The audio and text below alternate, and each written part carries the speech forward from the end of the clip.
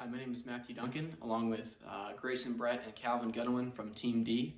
We are part of Section 9612, Fundamentals of Engineering 1182 at The Ohio State University. Today I'm here to talk about our product, a mobile recharging station for electric vehicles. Our design has several features in order to maximize efficiency and control of the vehicle. It hosts 3 charging ports so that the vehicle is able to charge 3 cars at a time. The prototype design also has the 3 charging ports, and they're tucked underneath the vehicle. Each charging space has a dedicated generator and a separate battery for the vehicle itself. Solar panels across the top means that the truck's battery or the generators can recharge faster and more easily. While it was not possible to implement this design with the prototype, we reduced the weight to extend its range. It is also able to transfer power between the generators and battery to prevent overuse while in service. We created the prototype design based on our vision for the product and scaled it down accordingly. For things that we couldn't execute in the prototype, we attempted to mimic the desired effect. Several requirements we met previously will need to be met, such as a range of 200 miles, charge time of less than 35 minutes, and a response time of less than 30 minutes for the real-world full-scale vehicle itself.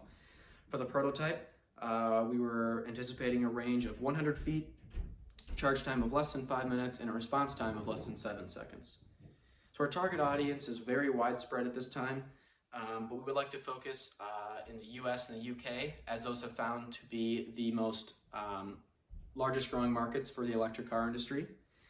And while most users would be above the age of 30, just because at that point people are more able to afford an electric vehicle because they are expensive.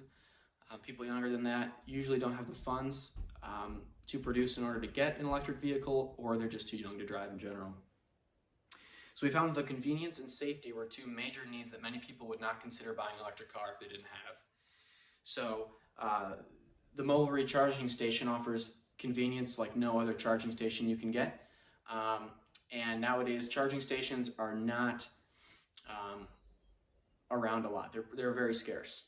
So for competition and competitive advantage, there are not enough charging stations in several areas, including rural ones. So our vision for our product makes the user feel at ease and stresses convenience for sure. The option to charge anywhere reduces anxiety of planning out long trips. Instead of trying to find the charging stations on your way, stop wherever you'd like, give us a call, and we'll come right to you.